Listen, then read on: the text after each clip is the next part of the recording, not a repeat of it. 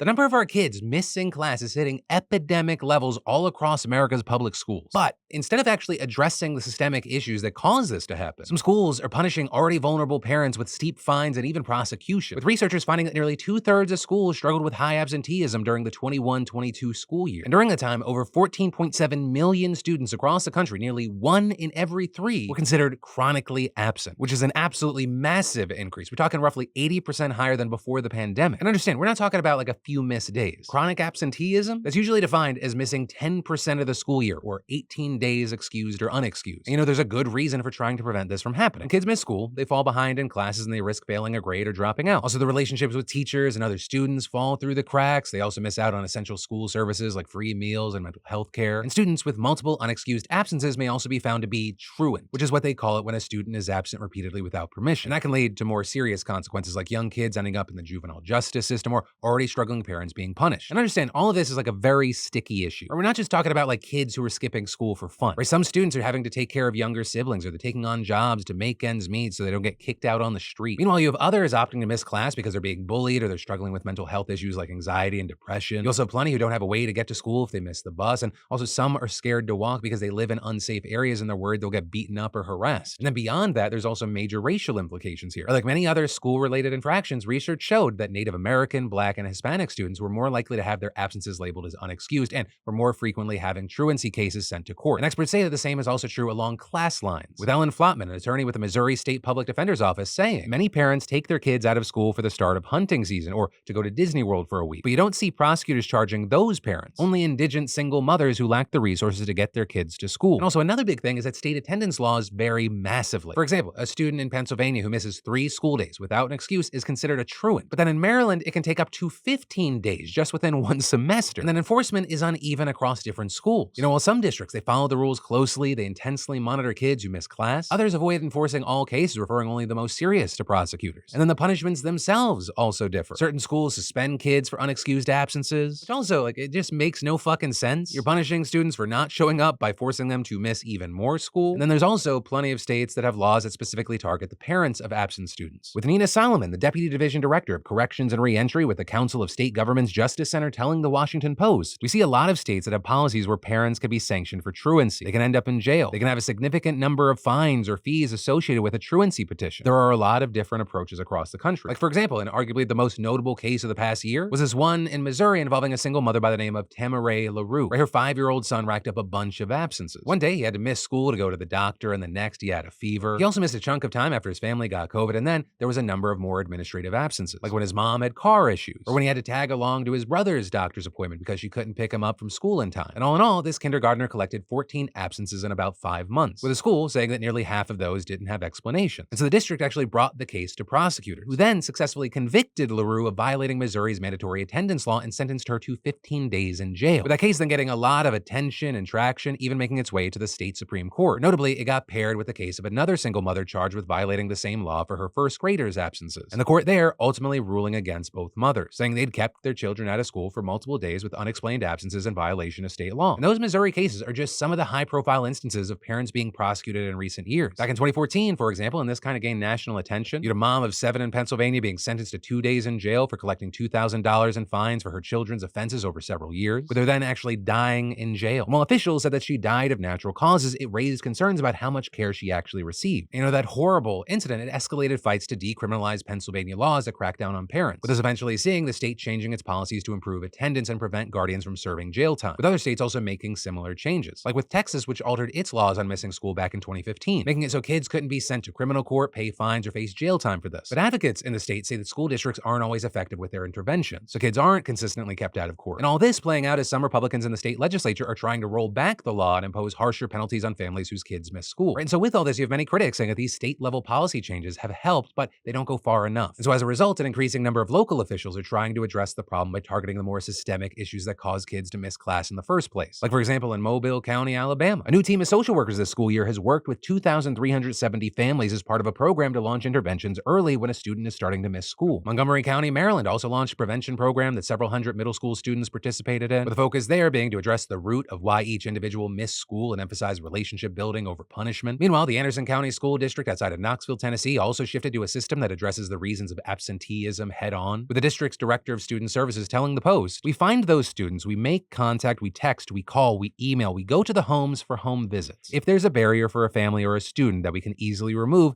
we want to do that." Or for example, the district put washers and dryers on a number of schools to try and address the needs of kids who don't want to go to school with dirty clothes, right, whose families might be homeless or lack money for the laundromat. And according to the student services director, that small effort has made a huge difference. And adding, "We can't educate them if we can't get them to us." But again, those are just some examples. And of course, this is a problem that persists all over the country, which is why with this dive into this news, I'd love not only to know your opinions and your feelings on the subject, but also if you'd share your or the experiences of those around you. Because this very much feels like one of those situations where like the intent makes sense. You want kids in school, but the plan or the execution to accomplish that sometimes causes an even bigger problem. And ideally, we want something that's best for everyone and we're not just following rules because them's the rules.